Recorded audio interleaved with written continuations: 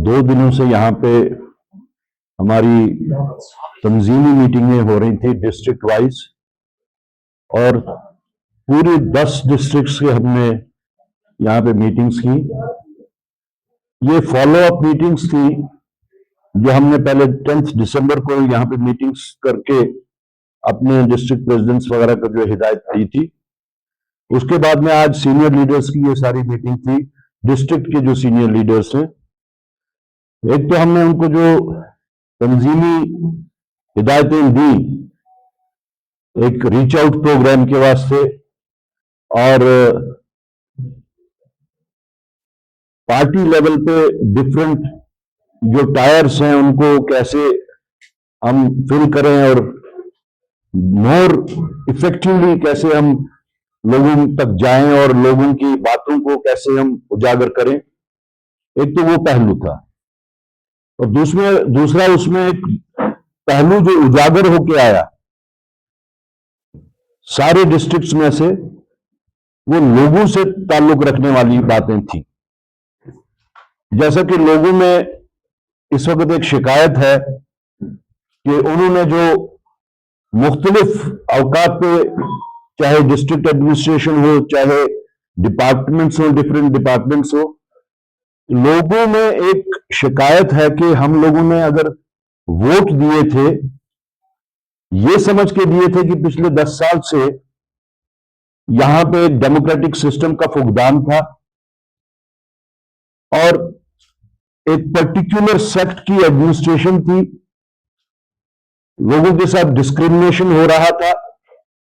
तो हमने ये उम्मीद रख के वोट दिया था कि हमारे उन जेन्युइन ग्रीवेंसेस को, पब्लिक इश्यूज को एड्रेस किया जाएगा।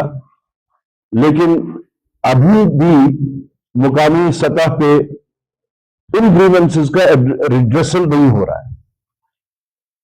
तो एक ऐसी सिचुएशन क्रिएट हो रही है जहां पे आम इंसान को यह लग रहा है कि हमने जो वोट दिया था या जो डेमोक्रेटिक सिस्टम को हमने स्ट्रेंथन करके सरकार बनाई थी, उसका कोई फायदा नहीं मिल रहा है। इसमें अब बहुत सारी इंट्रिकेसीज हैं। एक, बिजनेस रूल्स का अभी तक भी फैसला ना होना। दूसरा, जो कि कांग्रेस पार्टी का पहले दिन से स्टैंड रहा है कि स्टेटहुड बहाल की जानी चाहिए। हम बार बार इस पर यादा करते हैं, रीइटरेट करते हैं कि स्टेटहुड जो है इट इज इंपरेटिव। अगर आप यहां चाहते हैं कि जो सिस्टम जिसके वास्ते इलेक्शंस लड़े गए, जिन बुनियादों पे लड़े गए, उनको अगर लोगों तक पहुंचाना है तो उसके वास्ते स्टेटहुड का रेस्टोर होना बहुत जरूरी है, लाजमी है। तो एक सिनिसिज्म लोगों में पैदा हो रहा है। मैंने पहले भी कहा कि खदशात हैं कि लोग कल को इस सिस्टम को रेस्टोर जो किया है, डेमोक्रेटिक सिस्टम, उस पे से जो एतबार होता है वो एतबार उठना नहीं चाहिए। अब इसमें 2 एंगल्स आते हैं। एक एंगल ये है आया कि कहीं किसी सोचे समझे मंसूबे के तहत इस सिस्टम को, डेमोक्रेटिकली इलेक्टेड गवर्नमेंट को, कहीं कोई फेल करने की कोशिश तो नहीं हो रही है। ये एक एंगल है। दूसरा एंगल है कि जो सिस्टम इस वक्त चलाता है, ब्यूरोक्रेसी जिसका नाम है, कहीं उसमें भी 2 एंगल्स आते हैं। एक तो जानबूझ के और एक कंफ्यूजन की वजह से। कहीं जानबूझ के भी तो ऐसा कहीं से कहीं कोई हिदायत तो नहीं है कि जिसकी वजह से लोगों के जायज काम, जायज मुतालबात पूरे नहीं हो रहे, या ऑफिसर्स को खुद से एक कंफ्यूजन जो है कि हमें किस एडमिनिस्ट्रेशन का पाबंद रखा गया है हम किस एडमिनिस्ट्रेशन के मातहत हैं, कहां पे हम आंसरेबल हैं? आया कि वो इलेक्टेड गवर्नमेंट के पाबंद हैं, उनके मातहत हैं, या कि वो प्रीवियसली चलती हुई जो एलजी एडमिनिस्ट्रेशन है उसके? तो इस सारे से अगर कोई भी कैजुअलिटी हो रहा है तो वो दो चीजें हो रही हैं। एक तो faith on the democratic system, और दूसरा आम इंसान के जो काम नहीं हो रहे हैं वो लोग उसका बराह रास्त कैजुअलिटी हो रहे हैं। आप देख लीजिए, इस वक्त कहीं भी आप जाएं, गांव हो शहर हो, इश्यूज जो पिछले इश्यूज हैं, जैसे राशन का इशू है, पावर का इशू है, स्मार्ट मीटर्स का इशू है, पावर टैरिफ का इशू है, रेगुलराइजेशन ऑफ कैजुअल लेबर्स का इशू है, अनएम्प्लॉयमेंट का इशू है। ये सारी चीजें मेरे ख्याल में हम दोनों अलायंस पार्टनर्स ने अपने अपने मैनिफेस्टो में दिए थे कि इन सब के ऊपर बाज़ाब्ता सरकार बनने के बाद में इन सब का इजाला होगा। अब चूंकि ये जो कंफ्यूजन और जो परपरेटेड, जिसको मैं समझता हूं कि एक कोशिश है कि ये सिस्टम ना चल, इन सब चीजों को मद्देनजर रखते हुए बहैसियत अलायंस पार्टनर, मेरी अपने अलायंस पार्टनर से, जिनका मेजर रोल है इस वक्त हुकूमत साजी का, उनसे गुजारिश है, दरखास्त करता हूं मैं कि इन पब्लिक इश्यूज को मद्देनजर रखते हुए एक प्रोएक्टिव अप्रोच लें, चाहे वो गवर्नमेंट ऑफ इंडिया की लेवल पे है या लोकल लेवल पे एडमिनिस्टर करने की है through the system that is bureaucracy. They must take cognisance of all these issues, interconnected issues, ताकि यहां वो जो डेमोक्रेटिक सिस्टम को रेस्टोर किया है उस पे से फेथ ना उठ जाए, और साथ साथ जो आम इंसानों की आम मुश्किलात हैं उनका भी अजाला हो। तो ये सब चीजें भी उभर के आई हैं, जिसके वास्ते मैंने जरूरी समझा कि आप सबसे बात की जाए और आपके जरिए ये बात उन ऐवानात तक भी पहुंचे जो इस सब को दुरुस्त करने के वास्ते हर सिस्टम में लाजमी होता है। शुक्रिया। कारा साहब, ये जो आपने बिजनेस रूल्स की बात की है, क्योंकि कमेटी ऑलरेडी इसमें बनाई गई है और बिजनेस रूल है वो अभी तक सामने नहीं आया है, और दो के रिऑर्गेनाइजेशन एक्ट में ये सारा मेंशन किया हुआ है, तो आप क्या देखते हैं कि इसमें जो डिले हो रहा है, और जैसे आपने भी कहा कि अल्टीमेटली पब्लिक सफर करिए, तो इसकी क्या वजह है, तो एक्सपेक्टेशंस है कुछ? देखिए, जैसे ही सरकार बनी और ये बिजनेस रूल्स का इशू उजागर हुआ, तो उसी वक्त सरकार ने एक कमेटी तश्कील दी जो इस सारे रीऑर्गेनाइजेशन एक्ट को मलहूज़ नजर रखते हुए अपनी रिकमेंडेशंस भेजती।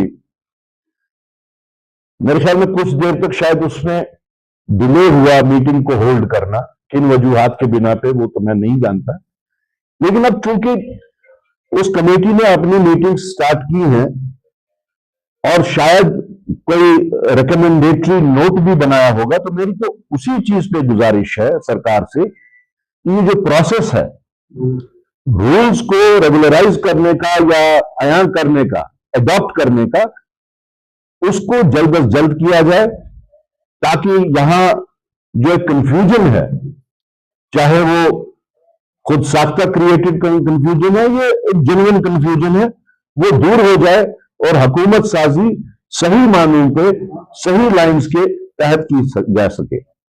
अभी एक और इशू है, जैसे कि स्ट्रेंथ हमारे कैबिनेट के 10 है और सिर्फ 4 और एक सीएम साहब के साथ अभी हमारी कैबिनेट गवर्नमेंट है। तो इसमें कोई कानूनी इसमें प्रॉब्लम है या सेंटर से कुछ इशू है, या आप इसको किस तरह से देखते हैं एज आप, क्योंकि सरकार अब इनका हिस्सा है, तो किस तरह से आप देखते हो डिले क्यों है कि बराबर जो हमारी 10 कैबिनेट होनी चाहिए स्ट्रेंथ वो अभी तक नहीं हो पा रही? देखिए, सबसे पहले ये 10 नहीं है टोटल, ये 10% of the total number of seats होता है, that is 9 seats including chief minister. उस हिसाब से अभी 6 कैबिनेट मिनिस्टर्स ने इंक्लूडिंग चीफ मिनिस्टर हलफ उठाया हुआ है और वो सरकार चला रहे हैं। अभी 3 नशिस्तें बाकी हैं भरनी, तो उसके वास्ते तो सरकार ही यानी नेशनल कॉन्फ्रेंस सरकार ही या चीफ मिनिस्टर साहब ही कह सकते हैं कि उसमें क्या डिले है, क्यों डिले है और कब तक वो 3 नशिस्तों को फिल करना चाहेंगे। तो जहां तक कांग्रेस पार्टी का ताल्लुक है, हमारा एक प्रिंसिपल स्टैंड है और वो स्टैंड हमने इवन इलेक्शन से पहले, इलेक्शन के दौरान और इलेक्शन के बाद भी लिया है कि हमारा प्रिंसिपल स्टैंड स्टेटहुड का है, कांग्रेस पार्टी का। और उसके तहत हमने ये बात कही थी और कह रहे हैं और कहते रहेंगे कि स्टेटहुड रेस्टोर होना चाहिए। It is our principal stand कि स्टेटहुड रेस्टोर होने के बाद ही कांग्रेस पार्टी फैसला लेगी कि हमें आगे क्या करना है।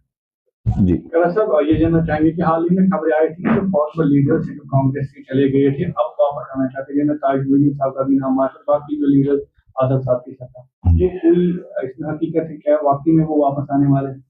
देखिए, इस हद तक तो हकीकत है कि तकरीबन तमाम वैसे लीडर्स जो डीपीएपी में थे, जिन्होंने अब डीपीएपी छोड़ दी है, रिजाइन किया है वहां से, उनकी ख्वाहिश है कि वो कांग्रेस पार्टी फिर से ज्वाइन करें। अलबत्ता हमारी इस पे जो बातचीत रही है मरकजी क़यादत के साथ में, उन्होंने उस वक्त कहा था कि हम इस पे केस टू केस डिस्कस करेंगे और अकॉर्डिंगली उस पे फैसला लेंगे। हमारी 1-2 नशिस्तें इस बारे में हुई हैं उनसे और ये सब लोग हमारे डायरेक्टली राब्ते में भी हैं, लेकिन टाइम की कमी की वजह से कभी मरकजी क़यादत बिजी होती है, कभी हम भी बिजी थे काफी मामलात में, तो वो केस टू केस जो इशू हमने डिस्कस करना है अभी वो नहीं हुआ है। और जैसे ही केस टू केस डिस्कशंस होंगे, उस पर फैसला निकलेगा कि किस को हमने एंट्री देनी है, उसके बाद ही क्लियर पिक्चर सामने आएगी। साहब, जो आपको समझ आ रहा है कि ये अप्रहेंशन तो नहीं है इलेक्टेड गवर्नमेंट को कमजोर करने, अगर आपको समझ आ रहा है तो नेशनल कॉन्फ्रेंस से इस चीज से वाकिफ नहीं है, क्योंकि उनकी रिलेशन तो काफी अच्छी है दिल्ली से। दूसरा, ये जो डिले टेक्टिक्स है रेस्टोरेशन ऑफ स्टेटहुड को, क्योंकि जो कल नताइज दिल्ली में हुए उसका किस तरह का इम्पैक्ट यहाँ पड़ा है? नहीं, आप उधर के रिजल्ट को इधर के साथ मेरे ख्याल में नहीं जोड़ा जाना चाहिए, क्योंकि आज कोई नया फैसला मरकजी सरकार ने रेस्टोरेशन का नहीं लेना है।